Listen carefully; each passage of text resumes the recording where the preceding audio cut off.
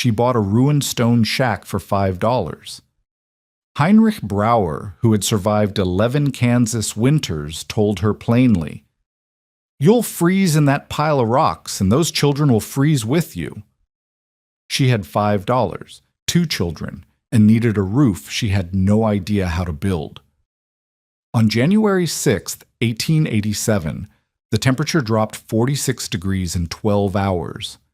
But 5 months earlier, Clara Vogel had never laid a single stone, cut a single sawed brick, or built anything larger than a chicken coop. The land office clerk in Russell, Kansas, looked up from his ledger when the woman walked in. It was August of 1886, and the drought had emptied half the claims in the county. Another widow looking to file, he assumed. They came through every few weeks now, clutching letters from dead husbands and asking about the 160 acres the government promised. But this one wasn't filing. Clara Vogel set $5 silver on the counter.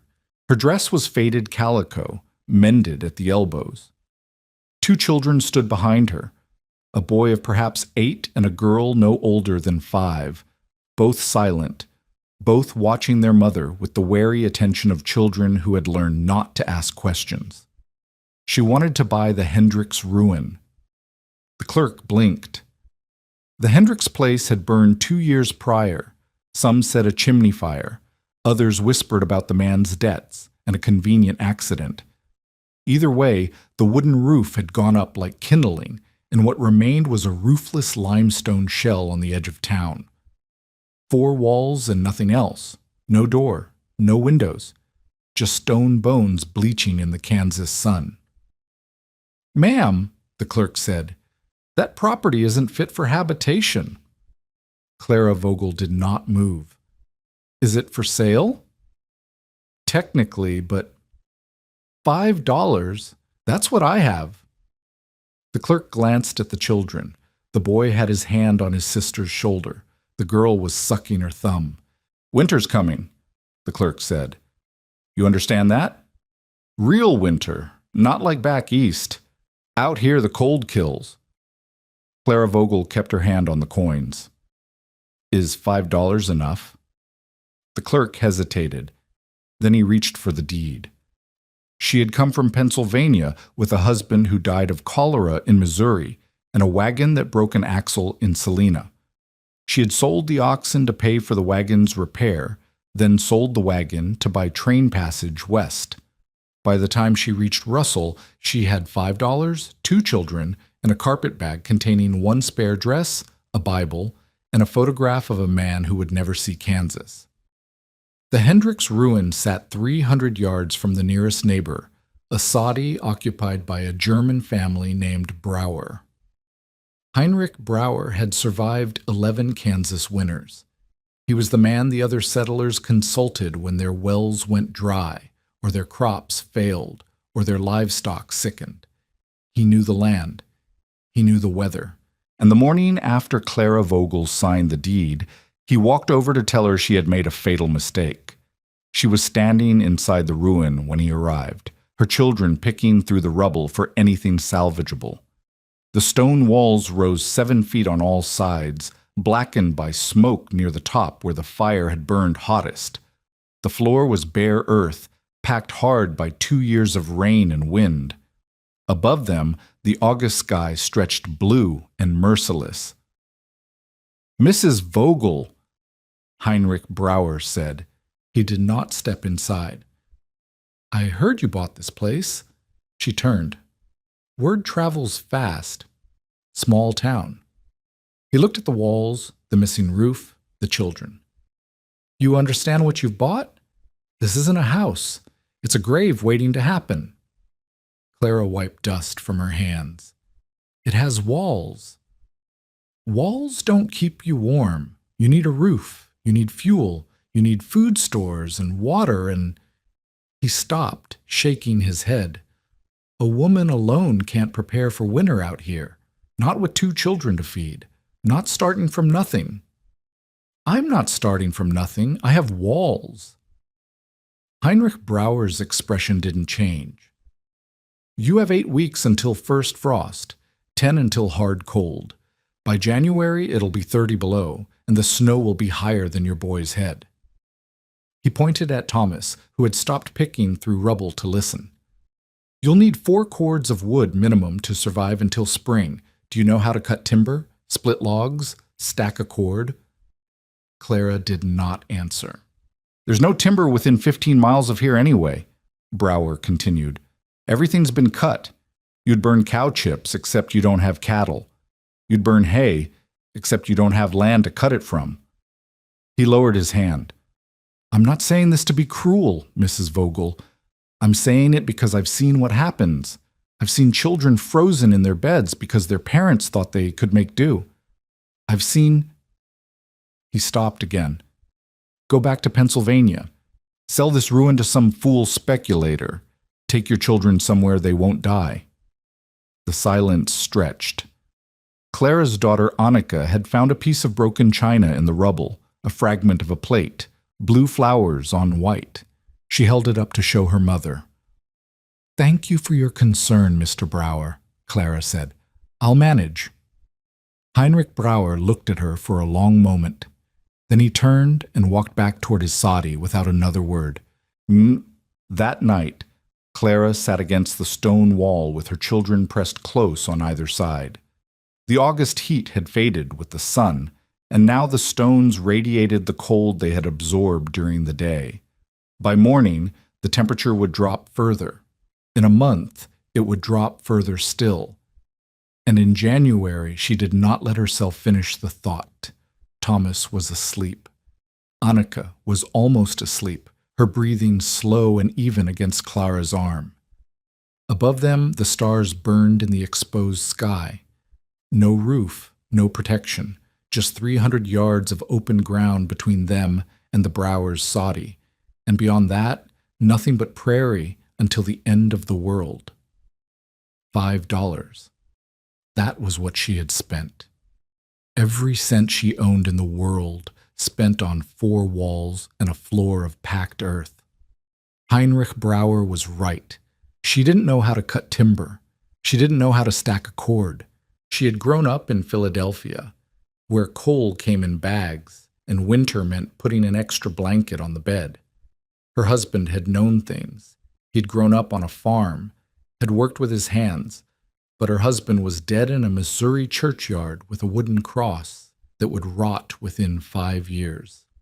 She had 8 weeks, 4 cords of wood she could not cut, a roof she could not build, children she could not let die. Clara pulled Annika closer and stared at the stars and tried to think of a single way this could end in anything other than exactly what Heinrich Brower had predicted. The idea came 3 days later, and it came from the walls themselves. Clara was hauling water from the town well, a quarter mile each way twice a day, the bucket heavy enough to make her shoulders burn, when she stopped to rest against the ruin's eastern wall.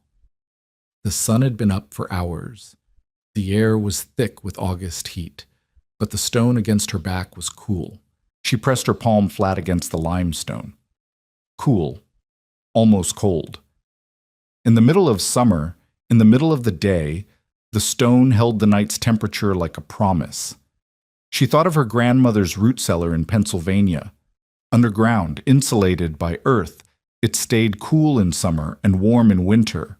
Not warm enough to live in, but warm enough to keep potatoes from freezing, warm enough to preserve meat through the cold months. The Hendricks ruin had walls 2 feet thick, limestone, heavy, dense. If she could cover those walls, trap the heat inside instead of letting it escape through a wooden roof, she looked up at the empty sky above the ruin. Not a wooden roof, a roof like the ground itself. Earth, sod. The same material the Browers used for their walls but laid flat across heavy timbers. The idea was absurd. She had never built a roof. She had never cut sod. She did not have money for timbers or nails or any of the materials a real roof required. But she had 8 weeks. Clara set down the water bucket and walked inside the ruin. She stood in the center, turning slowly, measuring the space with her eyes. 16 feet by 20, 320 square feet. If she could find timber for a ridgepole, one heavy beam running the length, and smaller poles for rafters. She stopped turning. The Hendricks barn had burned too, but only the upper portion. The walls still stood and tangled in the debris. She had seen timbers, charred at the ends, but solid, salvageable. One ridgepole, 12 rafters, maybe 15. A layer of brush across the top, then sod cut from the prairie. She did not know if it would work. She did not know if the weight would hold, if the sod would insulate, if any of this was anything more than the desperate fantasy of a woman with no other options. But she had 8 weeks, and Heinrich Brauer had given her nothing but certainty of death. Clara picked up the water bucket and walked back to her children. Chamo, Martha Lindstrom lived a half-mile north, in a frame house her husband had built before the drought drove him to drink himself to death. She was 43 years old, had buried 2 children and 1 husband, and had opinions about everything, which she shared freely with anyone who passed within speaking distance. Clara met her on the 4th day, while dragging a charred timber from the Hendricks barn toward the ruin. The timber was 8 feet long and heavier than anything Clara had ever lifted. She had managed 50 yards, a quarter of the distance, and her arms were shaking. "What in God's name are you doing?" Martha stood at the edge of the road, hands on her hips. Clara set down the timber. Her shoulders screamed. "Building a roof." "With burnt wood?" "The core is solid, just the outside is charred." Martha walked closer. She was a lean woman, weathered by sun and loss, and her eyes missed nothing. "You're the widow who bought the Hendricks place."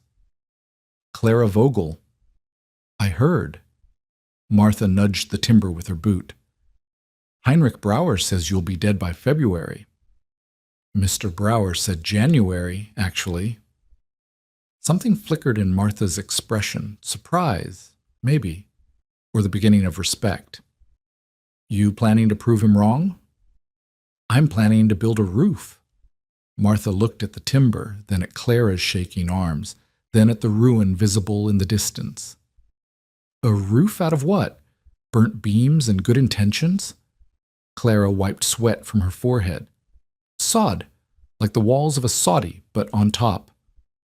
"Sod." Martha's tone went flat. "You know how much a sod roof weighs?" "No." 3 tons. Maybe more when it's wet. You're going to put 3 tons of earth on top of charred timber over stone walls? The walls are 2 feet thick. They'll hold. Will they? You know that for certain. Clara didn't answer. Martha shook her head. I've seen sod roofs collapse and kill the families underneath. I've seen them leak so bad the floor turned to mud. I've seen... She stopped. You don't know what you're doing. No, Clara said, I don't, but I know what happens if I do nothing. The 2 women looked at each other across the charred timber. Somewhere in the distance, a meadowlark called. You'll need help, Martha said finally. Not for me. I've got my own place to keep standing.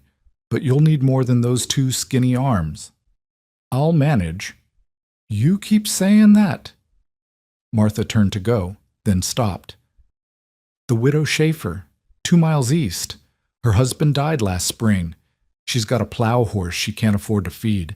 Might trade labor for something. Might not.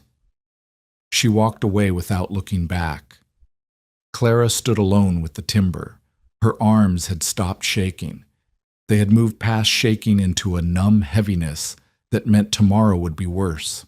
She bent down, gripped the wood, and dragged it another 50 yards toward the ruin.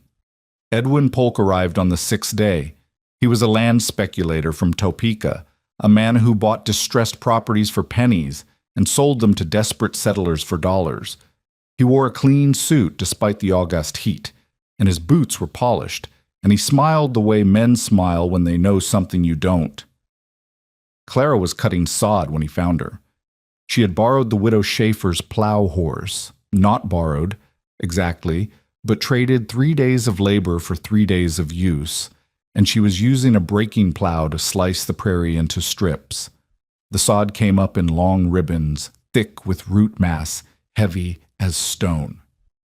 "Mrs. Vogel," Polk tipped his hat. "I understand you've purchased the Hendricks property." Clara did not stop working. The horse pulled, the plow cut. The sod curled back like skin peeling from muscle. "I'm prepared to offer you $8 for it," Polk continued. "Cash. Today. That's $3 more than you paid." "It's not for sale." Polk smiled. "Mrs. Vogel, I've been in this business for 15 years. I know desperation when I see it." He gestured at the half-built roof visible in the distance, the ridgepole in place now, the rafters going up one by one. "That isn't going to work. You know it. I know it. Every man in Russell knows it. When winter comes, you'll be just as dead as if you'd never started." Clara stopped the horse. She turned to face Polk directly. "Then why do you want it?" The smile flickered. "Excuse me? If I'm going to die and the roof won't work, why offer $8? Why offer anything?" Polk's smile returned, harder now. "Because the walls are good limestone. Someone will want them eventually. Might as well be me." "So you're betting I'll fail?" "I'm offering you a way out, Mrs. Vogel. Take the money. Take your children back east. Live." Clara studied him, the clean suit, the polished boots, the way his eyes kept moving to the ruin, calculating, appraising. "No," she said. "No? No." Polk's smile disappeared entirely. "You're a fool. You'll freeze to death in that pile of rocks, and those children will freeze with you, and I'll buy the property from the county for back taxes. $3, maybe $4. He stepped closer. "The only difference between now and then is that you'll be dead and I'll have paid less." Clara held his gaze. "Then I suppose you can wait." Polk stared at her for a long moment. Then he turned and walked back toward town, his polished boots raising small puffs of dust with each step. Clara watched him go. Then she picked up the plow handles, clicked her tongue at the horse, and went back to cutting sod. The ridgepole had taken 2 days to raise. It was a cottonwood trunk, 16 feet long and 8 inches thick at the narrow end. She had dragged it from a creek bed 3 miles away, using the widow Schaffer's horse and a rope harness she had improvised from an old bridle. The trunk gouged a trail through the prairie grass, a scar that would be visible until spring. Getting it onto the walls was the hardest thing Clara had ever done. She built ramps from rubble, broken limestone stacked at an angle against each end wall. She positioned the trunk at the base of one ramp, tied ropes to both ends, looped them over the top of the opposite wall, and pulled. The horse pulled. Thomas pulled, his 8-year-old arms straining until the veins stood out. Even Annika pulled, her small hands wrapped around the rope behind her brother. The trunk moved an inch, then another. Then it slipped backward and nearly crushed Clara's foot. They started again, and again, and again. By the end of the first day, the trunk was halfway up the ramp. By the end of the second day, it rested on top of the walls, spanning the full 16-foot width of the ruin. Clara's hands were blistered and bleeding. Her back felt like someone had driven a knife between her shoulder blades. But the ridgepole was in place. Rafters went faster. She cut cottonwood poles from the creek bed, 6 inches thick and 12 feet long, and laid them across the walls with their upper ends notched to rest against the ridgepole. 15 poles, spaced 18 inches apart. Each one was a day's work, cutting, dragging, lifting, securing. Each one brought her closer to something that might actually be called a roof. September arrived. The first frost came on the 14th, 2 days earlier than Heinrich Brauer had predicted. Clara woke to find ice crystals on the brush she had piled across the rafters, glittering in the dawn light like scattered diamonds. She had not finished the sod layer.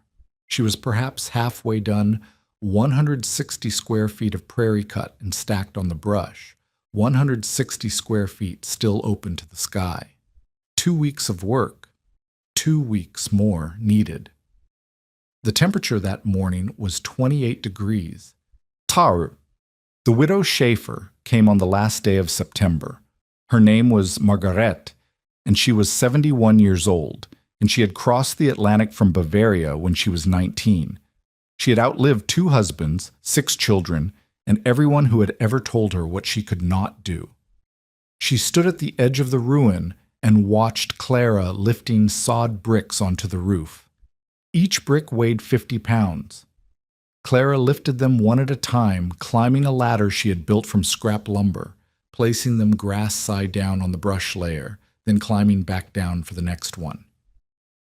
"How many more?" Margaret asked. Clara paused on the ladder. Her arms trembled. 60, maybe 70. "How long?" 4 days, if nothing goes wrong. Margaret nodded slowly. She walked to the pile of unplaced sod bricks, bent down, her back cracking audibly, and lifted one onto her shoulder. "What are you doing?" Clara asked. "Helping." Margaret carried the brick to the ladder's base. "You want to argue, or you want to finish before the snow comes?" Clara stared at her. "I can't pay you." "Did I ask?" Margaret set down the brick and went back for another. "My husband used to say, 'Talk less, work more.' Good advice. You should take it." They worked in silence until dark. Then they worked by lantern light until Clara's hands refused to grip the ladder rungs. In 9 hours they placed 42 bricks. 28 more to go. The roof was finished on October 7th. Clara stood in the center of the ruin. She could not call it a ruin anymore. It was something else now, something that might have a chance, and looked up at the earthen ceiling above her. The sod bricks were packed tight, grass side down, with loose dirt filling the gaps. The brush layer beneath them was invisible, buried under 8 inches of prairie. The weight was enormous. She could feel it in the way the walls held themselves, in the slight compression of the mortar between the stones. 3 tons of earth pressed down on her improvised roof, held in place by nothing but gravity and the strength of charred timbers. Thomas and Annika stood beside her looking up. "Is it done?" Thomas asked. "Almost. I need a stove, and fuel, and food for the winter." "But the roof is done?" Clara put her hand on her son's shoulder. "The roof is done." Heinrich Brauer came by that evening. He walked a slow circle around the structure, examining the walls where they met the new roof, studying the pitch of the sod layer, looking for gaps and weaknesses. "It might hold," he said finally. Clara waited. "The problem isn't the roof." Brauer turned to face her. "It's what happens inside. You've got no stove, no fuel stockpiled, no food stores to speak of. Even if this pile of sod and stone holds together, you'll starve or freeze long before spring." "I'm working on that." "Working on it?" Brauer shook his head. "Mrs. Vogel, October's half gone. Winter could come any day. You don't have time to work on anything." "Then I'll work faster." He stared at her for a long moment. Something in his expression shifted. Not quite respect, but something adjacent to it. "There's a broken stove behind the Hendricks barn. Box stove, cracked firebox. I looked at it last year, thought about salvaging it, decided it wasn't worth the trouble." "A cracked firebox?" "Iron cement would patch it. Maybe, if you can find any." He turned to go. "I still think you'll die, Mrs. Vogel, but at least you'll die trying." He walked back toward his soddy. Clara looked at her children. Then she walked toward the Hendricks barn. The stove weighed 140 pounds and had a crack in its firebox the length of Clara's hand. She found it buried under collapsed roof beams, rusted but intact. The crack ran along the bottom edge of the combustion chamber, the hottest part, the part where fuel burned. Without repair, any fire she lit would leak flames and smoke into the room. With repair, iron cement. $2 a can at the general store. She had no dollars. Clara sat in the rubble of the barn and looked at the broken stove and tried to think. Martha Lindstrom's voice echoed in her memory. The widow Schaefer, 2 miles east. Her husband died last spring. She's got a plow horse she can't afford to feed. Margaret Schaffer had worked beside her for 9 hours without asking for anything in return. Now Clara needed to ask. She walked 2 miles east and found Margaret sitting on her porch, shelling beans into a wooden bowl. The old woman looked up as Clara approached. Back already? Roof fall down? No, the roof is holding. Margaret grunted approval. Then what? Clara explained. The stove, the crack, the iron cement she couldn't afford. Margaret listened without interrupting. When Clara finished, the old woman set down her bowl and stood, joints popping like distant gunfire. My husband kept all kinds of things in the barn, she said. Half of them I never understood. Come look. They found the iron cement behind a barrel of rusted nails, 2 cans, unopened, the labels faded but legible. Margaret pressed both cans into Clara's hands. I can't take these without paying, Clara said. Then don't take them. Trade for them. I have nothing to trade. Margaret's weathered face creased into something that might have been a smile. You have hands. You have time. My barn roof leaks and I'm too old to fix it. She pointed toward a sagging structure 50 yards away. Come spring, you patch my roof. We're even. Clara looked at the cans in her hands. What if I don't survive until spring? Then I'll patch it myself and curse your ghost. Margaret turned back toward her porch. Go fix your stove, Clara Vogel. Stop wasting daylight. The stove was installed on October 19th. The firebox was patched. The stovepipe was run through a hole Clara had cut in the sod roof, and the first fire was lit at sunset. Clara, Thomas, and Annika sat on the packed earth floor and watched the flames dance behind the cracked mica window of the stove door. Heat radiated outward, real heat, the kind that sank into bones and loosened muscles that had been clenched against cold for weeks. The stone walls absorbed the warmth. Clara pressed her palm against the limestone and felt it growing warm under her hand, storing heat the way it had stored cold in August. It works, Thomas said. So far. Is this what winter will feel like? Clara pulled her son close. I don't know. We'll find out together. Outside, the October wind was picking up. The first hard frost had come 3 days ago. The second would come tonight. She could feel it in the way the air bit at exposed skin, in the way the sky had gone pale and hard as iron. Winter was coming, and all she had between her children and the cold was 4 stone walls, a sod roof, a patched stove, and whatever fuel she could gather before the snow made gathering impossible. She had perhaps 6 weeks. By November 1st, Clara had accumulated 3/4 of a cord of cottonwood, dragged from the creek bed, split with a borrowed axe, stacked against the eastern wall of her stone shelter. She had 2 wagon loads of dried cow chips, gathered from the prairie before the first snow, piled under a canvas tarp behind the structure. She had 40 pounds of cornmeal, 20 pounds of dried beans, a small barrel of salt pork, and a sack of potatoes that would last until January if she rationed carefully. It was not enough. Not nearly enough. Heinrich Brauer came by on the 3rd of November, his breath pluming white in the morning air. He walked around the fuel pile, counting, calculating. 1.25 quarts maybe, he said. Call it 3 months if you're careful. What happens in February? Clara didn't answer. The cow chips will help. Might get you another month. But April's still a long way off, Mrs. Vogel. He looked at the stone shelter, the sod roof dark against the gray sky.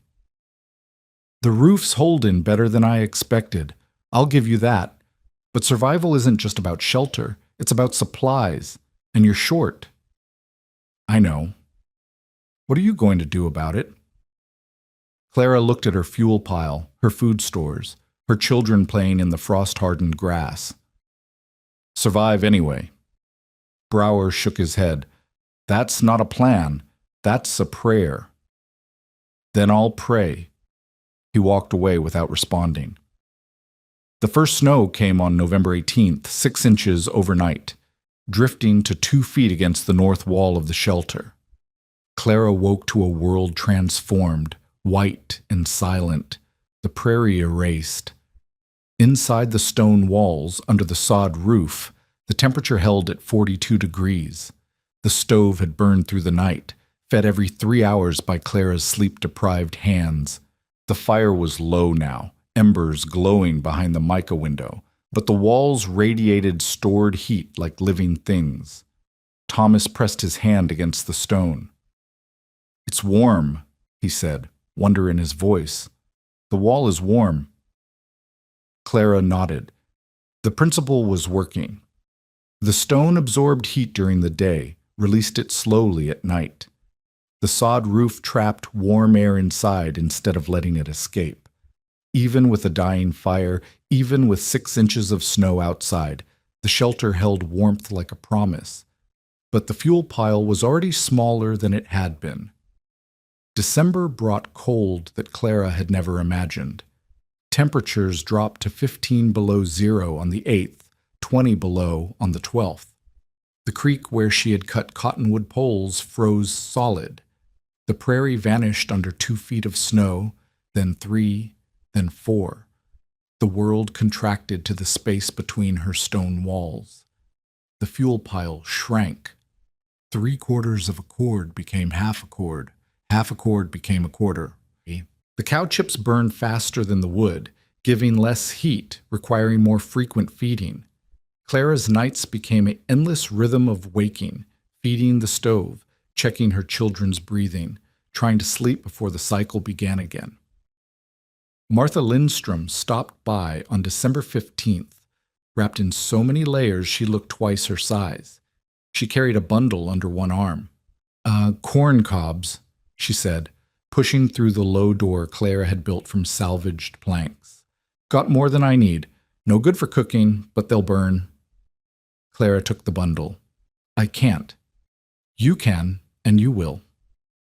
Martha looked around the shelter, the warm walls, the sleeping children, the small stove that somehow kept death at bay. "I'll be damned. It actually works. So far." "So far." Martha nodded slowly. "Heinrich Brauer says you'll run out of fuel by February. Says the math doesn't add up. Mr. Brauer has been predicting my death since August. He's not usually wrong." Martha pulled her wrappings tighter. "But he's not always right either. My late husband used to say, 'Mathematics can't account for stubbornness.' He was a drunk and a fool, but he was right about that much." She left without saying goodbye. The corn cobs burned for 3 days.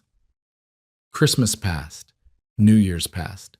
January arrived like a held breath, the air so cold it hurt to inhale, the sky a pale blue that promised nothing but more cold to come.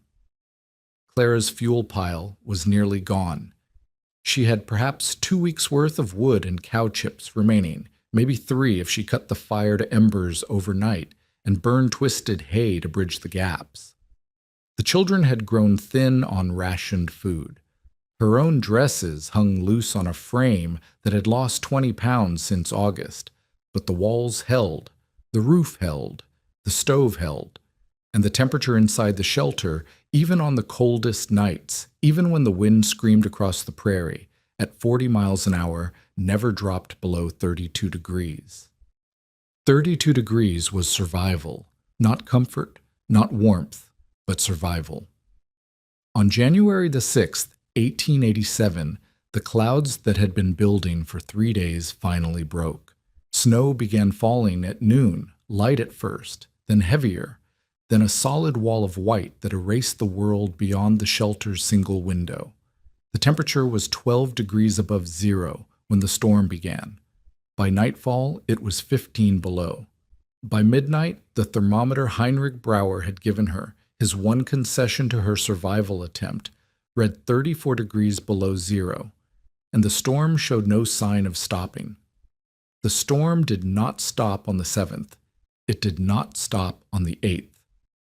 By the 9th of January, Clara had lost count of hours, lost track of day and night, lost everything except the rhythm of the fire and the sound of the wind. The wind was the worst part. It came from the northwest at 60 miles an hour, driving snow horizontally across the prairie, piling drifts against the north wall of the shelter until the stone disappeared entirely. The sound was like nothing Clara had ever heard, a continuous roar punctuated by shrieks and moans as the gusts found gaps in the world and forced themselves through. But inside the stone walls, under the sod roof, the fire burned. Clara fed it every 2 hours now, smaller portions to stretch the dwindling fuel. Cottonwood, cow chips, corn cobs, twisted hay when the other supplies ran low. The stove consumed everything she gave it and demanded more, a hungry iron mouth that stood between her children and death.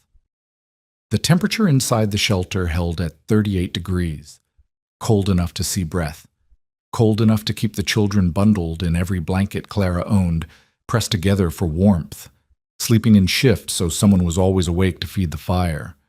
But 38 degrees was not freezing. 38 degrees was survival. On the morning of the 10th, Clara thought it was morning.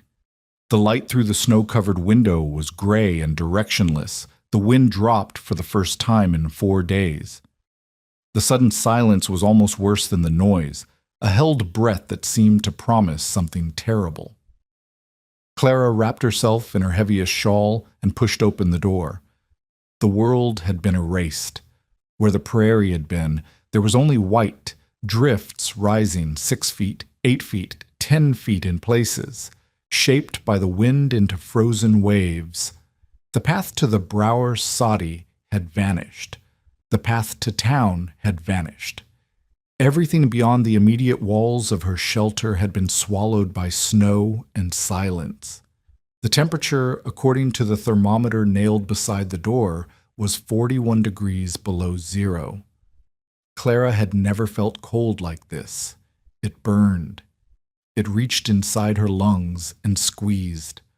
Her eyes watered instantly, and the tears froze on her cheeks before she could wipe them away. She retreated inside and sealed the door behind her. "Mama?" Thomas was awake, watching her from the pile of blankets. "Is it over?" Clara looked at her fuel pile. A quarter cord of wood remained, perhaps 2 days' worth of cow chips, a handful of corn cobs. "Not yet," she said. "Not yet." The knock came at noon. Clara was so startled she nearly dropped the pot of thin corn mush she had been stirring over the stove. No one knocked. No one could reach her door through 10-foot drifts in 40 below cold. She opened the door. Heinrich Brauer stood on the threshold, covered in snow, his face a mask of ice and desperation. Behind him, barely visible through the swirling white, were 2 small figures, children, his children, a boy of 6 and a girl of 4. "The roof collapsed," Brauer said. His voice was hoarse, barely audible. "An hour ago, the snow weight. I couldn't." He swayed on his feet. "Please." Clara pulled him inside. The children came behind him, Peter and Gretchen, she remembered, though she had seen them only from a distance. They were shaking so badly they could barely walk. Ice crusted their eyelashes. Their lips were blue. "Where is your wife?" Clara asked, already knowing the answer. Brower shook his head. She stayed behind. The cattle. She was trying to save the cattle. His voice cracked. I couldn't carry them all. The children. I had to choose. Clara did not ask anything else. She pulled the children close to the stove, stripped their frozen outer layers, wrapped them in blankets from her own bed. Thomas gave up his spot without being asked. Annika pressed close to little Gretchen, sharing warmth. The stone walls radiated heat that Clara had stored for exactly this moment, hours of burning, hours of the limestone absorbing warmth, now releasing it into the bodies of children who had nearly died. How did you find your way? Clara asked Brower. He was slumped against the wall, his hands thrust toward the stove, trembling. Followed the smoke. He pointed upward, toward the stovepipe that jutted through the sod roof. Only thing visible in the whole white world. Just smoke rising. I walked toward it. His eyes found hers. I didn't know if you would still be alive. We're alive. The roof. He looked up at the sod ceiling, at the charred beams visible between the packed earth. It's holding. Yes. I said it wouldn't. Clara didn't answer. She went to the stove, poured corn mush into tin cups, pressed them into the hands of the Brower children. They drank like animals, desperate, burning their tongues without caring. My wife, Brower said, I have to go back. You'll die. She's alone, the cattle. You'll die, Mr. Brower. Clara's voice was flat, certain. Your children just watched you carry them through a blizzard at 40 below zero. If you go back out there, they'll watch you never come back. Is that what you want them to remember? Brower stared at her. For a long moment, neither of them spoke. Then his face crumpled, and the man who had predicted her death since August put his head in his hands and wept. The storm resumed that afternoon, wind building from the northwest, snow falling so thick that the window disappeared entirely, the world contracting to the 16 by 20 space between the stone walls. 7 people now, 7 bodies in a shelter Clara had built for 3. The fuel calculation changed. At the new burn rate, feeding the stove every 90 minutes instead of every 2 hours, her remaining supplies would last 4 days. Maybe 5 if she stretched the hay, if she twisted it tight enough to burn slow, if she ignored the way the grass cut her hands until they bled. But 7 bodies also meant 7 sources of heat. Clara remembered something she had read once in a magazine back in Philadelphia. Each person generated warmth, 300 British thermal units every hour just by existing. 7 people meant 2,000 British thermal units that the stone walls could absorb and radiate back. 7 people meant the stove could burn a little cooler, the fuel could stretch a little further. The math still didn't work, but it was closer than it had been. On the 11th, the temperature outside dropped to 46 below zero. Clara knew because Brower checked the thermometer every few hours, reporting the numbers in a flat voice that betrayed nothing. 42 below, 44 below, 46 below. At 46 below, exposed flesh froze in under 5 minutes. At 46 below, a healthy adult could die in less than an hour without shelter. At 46 below, the cattle in Heinrich Brower's collapsed soddy, the cattle his wife had stayed to save, would already be dead, and his wife with them. No one said this. No one needed to. Inside the stone shelter, the temperature held at 35 degrees, cold, but not freezing, not death. The children slept in a pile near the stove, Thomas and Peter, Annika and Gretchen, 4 small bodies tangled together under every blanket Clara owned. They had stopped shivering. They had stopped crying. They slept the deep, exhausted sleep of survivors who had passed through terror and come out the other side. Clara and Brower sat on opposite sides of the room, feeding the fire in shifts, not speaking. There was nothing to say. His wife was dead, or would be soon. His home was destroyed. Everything he had built in 11 Kansas winters had collapsed under the weight of snow, and now he sat in the shelter of a woman he had told would not survive to see Christmas. Around midnight on the 11th, Clara had found a candle stub and was marking the hours by its burn. Brower spoke. "How did you know?" Clara looked up from the hay she was twisting into fuel sticks. "Know what?" "The walls, the sod, the—" He gestured vaguely at the shelter around them. "This? How did you know it would work?" "I didn't." Brower stared at her. "I didn't know," Clara repeated. "I had a theory.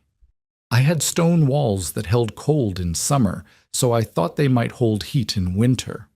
I had sod houses that people said were warm, so I thought a sod roof might work as well as sod walls. I had nothing to lose and children to save." She bent another handful of hay, twisting it tight. "I didn't know, Mr. Brower. I guessed, and I got lucky." "Lucky." Brower's voice was hollow. "I built my soddy with 10 years of experience, proper construction, proper materials, and it collapsed in 4 days.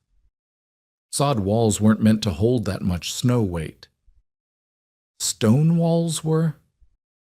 Clara looked at the limestone around her, 2 feet thick, solid as the earth itself. "These walls were built by someone who knew what he was doing. I just put a roof on them. A sod roof that you built yourself in 8 weeks, with no help. Margaret Schaffer helped. Martha Lindstrom helped in her way." Clara finished the haystick and set it aside. "Everyone helped a little. No one helped enough to matter except me." Brower was silent for a long moment. Then he laughed, a short, bitter sound that held no humor. "My wife told me to help you. Back in August, she said, 'That woman is going to die unless someone helps her.' And I said, 'She'll die either way. No point wasting effort on a lost cause.'" Clara didn't respond. "I was so certain." Brower's voice cracked. 11 winters. I knew how things worked.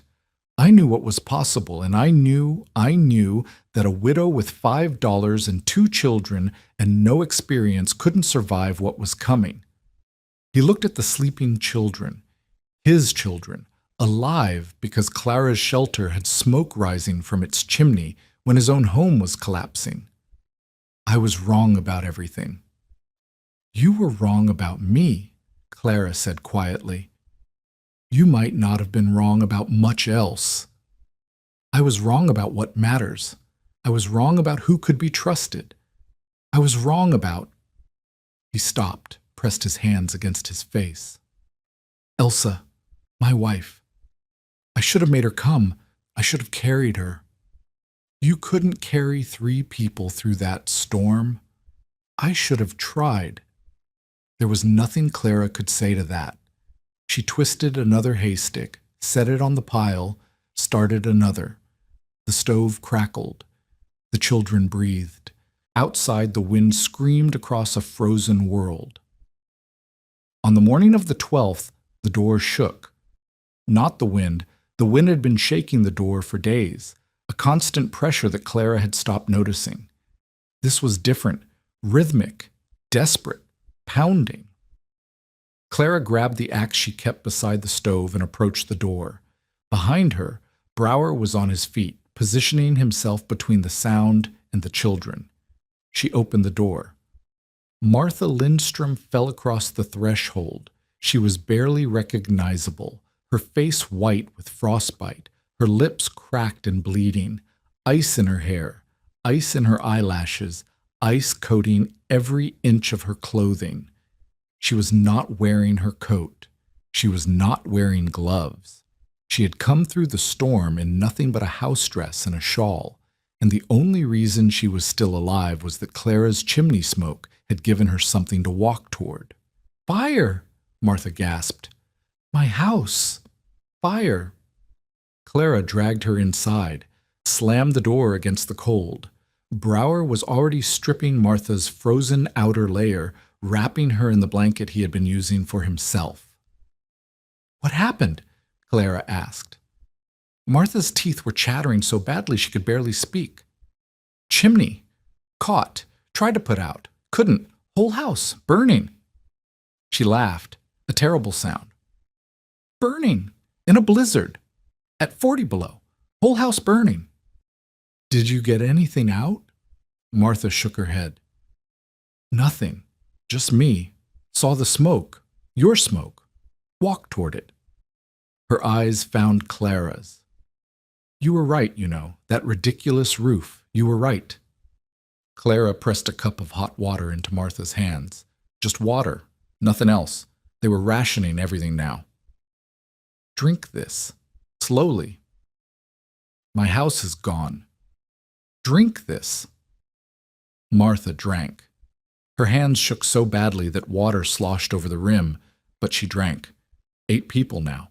8 people in 320 square feet. 8 people with fuel for 3 more days.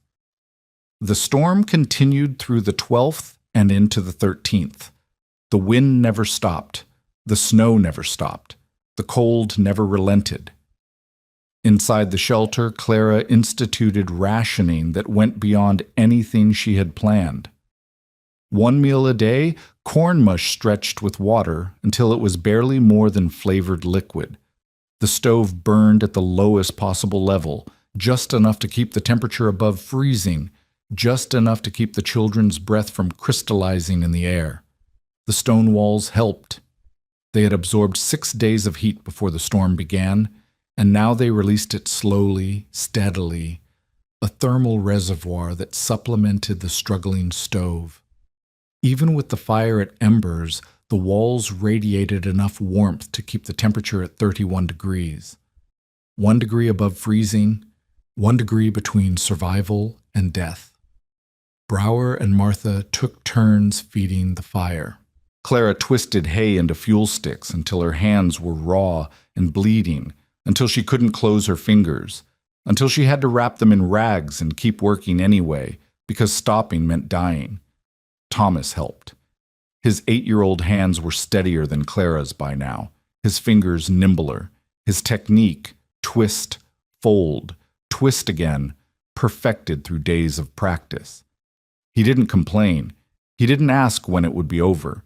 He just twisted hay and stacked fuel sticks and watched the fire with the intensity of a child who understood exactly what was at stake. On the morning of the 14th, Clara counted the remaining fuel. 1/2 quart of wood, 1 basket of cow chips, 47 hay sticks, 2 days. Maybe 3 if she cut the fire even further, if she let the temperature drop to 28 degrees, if she risked the children's fingers and toes to frostbite in order to survive a few more hours. "It's not enough," Brower said quietly. He'd been doing his own calculations, watching Clara count, running the numbers in his head. "Even with the walls, even with the bodies, even with—" He shook his head. "We're short." Clara knew. She had known since the 2nd day, since the Brower children arrived and changed the arithmetic from difficult to impossible. "How short?" Martha asked. She was recovered enough to sit up, to speak without her teeth chattering, to understand the mathematics of survival. "1 day," Clara said. "Maybe 2. We'll run out of fuel before the storm runs out of cold." The silence that followed was absolute. Then, from the pile of sleeping children, a small voice. "Mama?" Annika was awake. Her 5-year-old face was pale but calm, watching her mother with eyes that held no fear. "Mama, can we burn the chairs?" Clara stared at her daughter. "In Philadelphia," Annika continued, "you said people burned furniture when they ran out of coal. You said grandmother's neighbors burned their chairs one winter. Can we burn the chairs?" Clara looked around the shelter. They had no chairs. She had never acquired furniture beyond the bare necessities. But in the corner, stacked against the wall, were the wooden planks she had used to build the door frame, the salvaged lumber from the Hendricks barn, the remains of her ladder. Wood, dry wood, burning wood. "We can burn the ladder," Clara said slowly. "We can burn the door frame. We can burn the planks." She calculated quickly. Another day, maybe more if we're careful. "That still leaves us short," Brower said. "It leaves us less short, and the storm has to end sometime." Martha laughed, a real laugh this time, rough but genuine. "You've been saying that for 5 months, haven't you? It has to work sometime. Winter has to end sometime. The storm has to stop sometime." "It hasn't stopped being true." "No." Martha pulled her blanket tighter. "No, it hasn't." Clara picked up the axe. The ladder came apart in 12 minutes. The door frame took longer. She had built it too well, fitted the joints too tightly, and now she had to work the axe into gaps that didn't want to give. But by afternoon she had a pile of wood scraps that would feed the stove for another 36 hours. 36 hours, plus the remaining fuel, plus whatever desperate measures came after. It would have to be enough. The storm broke on the morning of January 15th, 1887. Clara woke to silence. Real silence, not the false quiet of wind-deafened ears. And for a moment she thought she had died. Then Thomas stirred beside her, and Annika coughed. And Heinrich Brower said, "God in heaven," in a voice that held something Clara had not heard in 9 days. Hope. She pushed open the door. There was no door frame anymore, just a makeshift barrier of planks she had not yet burned, and stepped outside. The sky was blue. Not the pale, threatening blue of impending storms, but a deep crystalline blue that stretched from horizon to horizon without a single cloud. The sun hung low in the east, casting long shadows across a transformed world. The drifts were mountainous, 15 feet in places, sculpted by wind into impossible shapes. The Brower Soddy, visible only as a depression in the snow, had completely vanished. The town, 300 yards away, was buried to its roof lines, and everywhere, the snow sparkled in the morning light like scattered diamonds. The temperature was 22 below zero. Still deadly cold, still dangerous. But the wind had stopped, and the snow had stopped, and the sky was clear, and Clara stood in the doorway of her stone shelter and breathed air that did not burn. Behind her, 8 people emerged into the light. The children blinked against the brightness, their eyes unused to anything but firelight and shadow. Martha Lindstrom leaned against the door frame, the planks, the makeshift barrier, and stared at the wreckage of the world she had known. Heinrich Brower walked a few steps into the snow, stopped, turned back.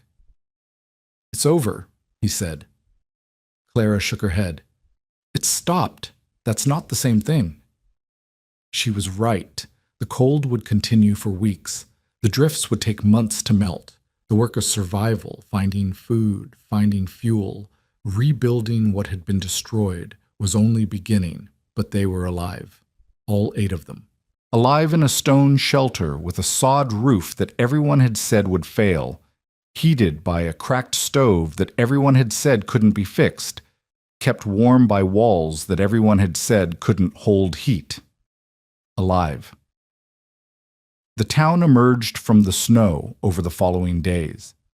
19 people had died in the storm, 13 from cold, 4 from collapsed buildings, 2 from a fire that spread when a stove was overloaded. The Brower Soddy was a total loss, the walls crushed under the weight of snow, everything inside frozen solid. Martha Lindstrom's frame house had burned to the foundation, nothing salvageable but the stone chimney that still stood like a monument to failure.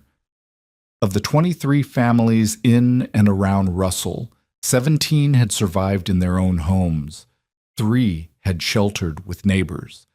3 had lost everything and had nowhere to go. Elsa Brower's body was found on January 17th, buried under the rubble of her collapsed home. She had died trying to save the cattle, died within sight of the barn, within steps of shelter, killed by cold so vicious it had frozen her upright. They buried her in the frozen ground 3 days later. Heinrich Brauer standing silent by the grave, his children holding his hands. Edwin Polk, the land speculator, did not appear at the funeral. He had left for Topeka before the storm, missing the blizzard entirely, and would not return until spring. When he did return, the Hendricks ruin, the pile of rocks he had offered $8 to buy, would be the most talked about structure in the county. The validation came slowly, then all at once. Heinrich Brauer was the first.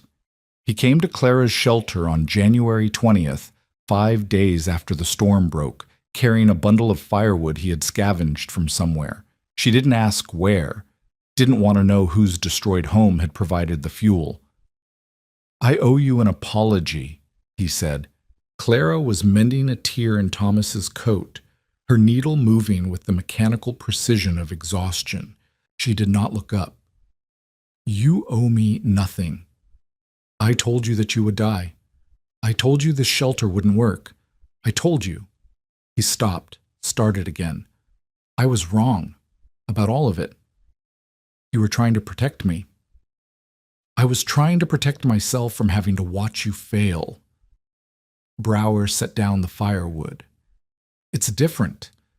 What you built here, the stone, the sod, the way the walls hold heat, I've never seen anything like it. 11 winters in Kansas, and I've never seen anything like it." Clara set down her needle. "It's not complicated. The stone absorbs heat. The sod holds it in. The stove does the rest." "If it's not complicated, why didn't anyone else think of it?" "People did think of it. The stone buildings in Hayes, the sod houses everywhere on the prairie. I just combined them." Brauer shook his head. "You didn't just combine them. You saw something the rest of us missed. You saw that stone walls without a proper roof are stronger than a proper roof without stone walls." He looked around the shelter, the blackened limestone, the earthen ceiling, the patched stove still radiating warmth. "You saw that survival doesn't require doing things the right way. It requires doing what works." Clara didn't respond. She picked up her needle and went back to mending. "I'm going to rebuild," Brauer said. "Not a soddy this time. Stone walls. Sod roof. Like this. Will you show me how?" Clara looked at him, the man who had predicted her death, who had refused to help her, who had stood by while she struggled alone because he was so certain she would fail. He was asking for her help now. He was admitting she had been right. "Yes," she said. "I'll show you." Martha Lindstrom was next. She appeared the following day, recovered enough from her frostbite to walk without assistance, her face still mottled with healing skin, but her eyes sharp and calculating.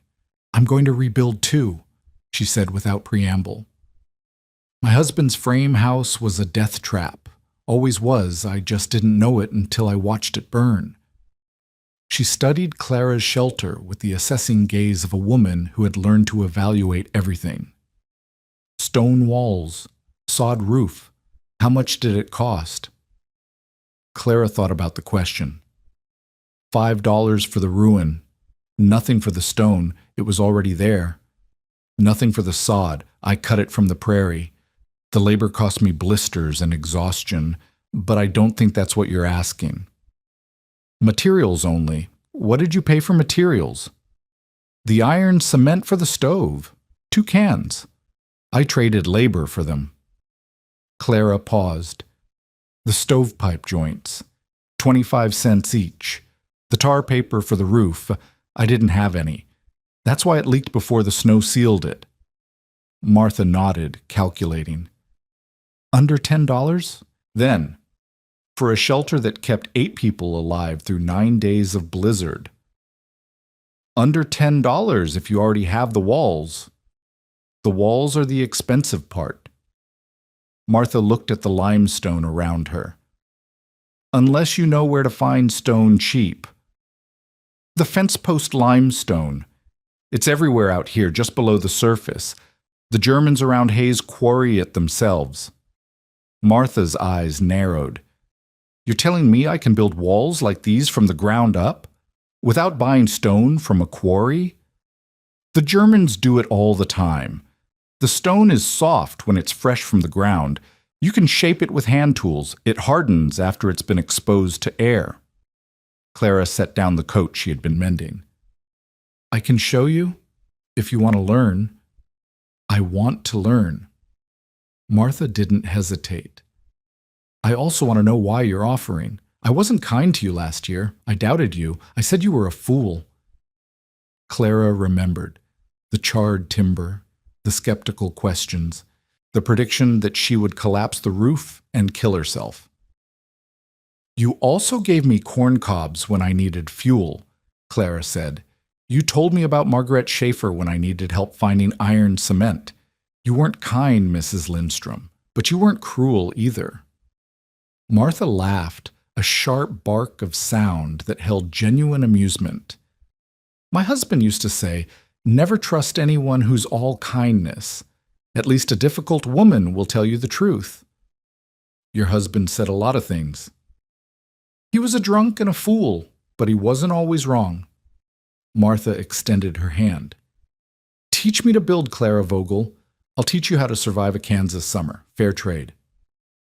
Clara shook her hand. The word spread. First to the German families around Hayes, who already understood stone construction but had never thought to combine it with sod roofing for maximum thermal efficiency. Then to the settlers in Ellsworth and Lincoln counties, who sent representatives to examine Clara's shelter and ask questions about dimensions and materials and techniques. Then to the newspapers, which ran stories about the stone widow who had survived the great die-up blizzard in a shelter she had built herself. By March, Clara had shown her methods to 14 families. By April, 5 stone and sod shelters were under construction within 20 miles of Russell. By summer, the German Catholic communities had adopted the hybrid design for their outbuildings, and a mason in Victoria was offering to build Vogel-style cellars for anyone who could pay. Clara shared everything freely. She drew diagrams in the dirt, explained the principles of thermal mass to anyone who would listen, walked farmers through the process of quarrying limestone and cutting sod. She charged nothing for the information, not because she didn't need money, but because information was not something that could be owned. The stone was free. The sod was free. The knowledge should be free too. You could make money from this, Martha Lindstrom said one afternoon in May.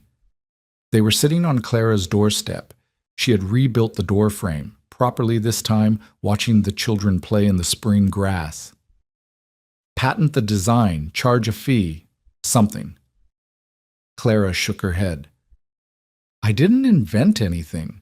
Stone walls have existed for thousands of years. Sod roofs have existed for centuries. All I did was put them together and get lucky. Lucky? Martha snorted. You built a shelter that kept 8 people alive through the worst blizzard in Kansas history, and you call it luck. I call it survival. Survival isn't something you patent. Martha didn't argue further, but Clara noticed that whenever someone new came to learn the methods, Martha told them a slightly different story than Clara would have told. In Martha's version, Clara wasn't lucky. She was brilliant. She had seen what no one else could see, built what no one else could build, survived what no one else could survive. Clara never corrected her. Stories, like survival, belonged to whoever needed them most. Edwin Polk returned in June. He drove into Russell in the same polished buggy, wearing the same clean suit, looking exactly as he had the day he had offered Clara $8 for her ruin and promised she would freeze to death. He found Clara in her garden. She had one now, a small patch of vegetables behind the shelter, and stood at the edge of it without speaking until she looked up. Mrs. Vogel, he said, Mr. Polk, I understand you had quite a winter. Clara wiped dirt from her hands. I understand you missed it. Polk's jaw tightened. I had business in Topeka. A man can't control the weather. No, he can only control whether he's prepared for it. They looked at each other across the garden rows. Polk was the same man he had been in August, the same calculating eyes, the same predator's smile. But something had shifted in the power between them. Clara stood in the shelter she had built, surrounded by the vegetables she had planted, and Polk stood at the edge of her property, asking permission to enter. I came to make you another offer, Polk said. I'm not interested. You haven't heard it. I don't need to. Clara picked up her hoe. My shelter isn't for sale. My land isn't for sale. My methods aren't for sale. Is there anything else? Polk's smile flickered and died. You're making a mistake. I've been making mistakes my whole life, Mr. Polk. Building this shelter wasn't one of them. She went back to her hoeing. After a long moment, Polk turned and walked back to his buggy. Clara did not watch him go. Clara Vogel lived in her stone shelter for the next 34 years. She never rebuilt it into a proper house, never added rooms or windows or any of the improvements that other settlers made as the years passed, and the prairie became less wild. The stone walls and sod roof that had kept her alive through the blizzard of 1887 remained essentially unchanged, patched, and maintained. Yes, but never fundamentally altered. She raised Thomas and Annika to adulthood in that single room. She buried Margaret Schaefer in 1892 and Martha Lindstrom in 1903. She watched Heinrich Brauer rebuild his life, remarry, raise 3 more children, and become the most vocal advocate for stone construction in Ellis County. She never remarried. She never left Kansas. She never forgot the 9 days in January when 8 people huddled around a cracked stove and survived by the grace of stone walls that should not have worked and a sod roof that everyone said would collapse. Clara Vogel died on March 15, 1921, at the age of 73. She was found in her shelter, her home, sitting in the chair that Thomas had built for her 40th birthday, facing the stove that had kept her alive.